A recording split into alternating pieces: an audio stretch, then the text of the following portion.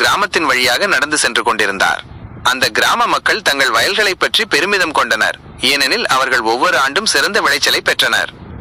துறவி வயல்களின் நடுவில் நின்று, இந்த நிலம் மிகவும் வளமானது, ஆனால் இங்கு ஒரு சிறிய பிரச்சனை இருக்கிறது என்றார். மக்கள் குழப்பமடைந்தனர். அவர்கள் தங்கள் நிலத்தை பற்றி மிகவும் பெருமைப்பட்டனர்.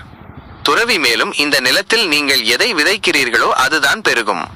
நீங்கள் வெறுப்பை விதைத்தால் அது பெருகும். அன்பை விதைத்தால் அது பெருகும். பொறுமையை விதைத்தால் அது பெருகும்.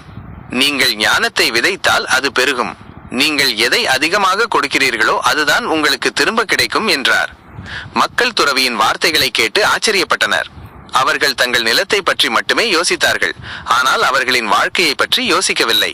துறவி அவர்களுக்கு ஒரு பாடத்தை கற்பித்தார். நாம் நம் வாழ்வில் எதை விதைக்கிறோமோ அதுதான் நமக்கு திரும்ப கிடைக்கும். அந்த நாள் முதல் கிராம மக்கள் தங்கள் நிலத்தில் மட்டுமல்லாமல் தங்கள் வாழ்க்கையிலும் அன்பையும் பொறுமையையும் ஞானத்தையும் விதைக்க தொடங்கினர். அவர்கள் ஒருவருக்கொருவர் உதவத் தொடங்கினர். மேலும் அவர்களது கிராமம் முன்பை விட மிகவும் மகிழ்ச்சியாகவும் அமைதியாகவும் மாறி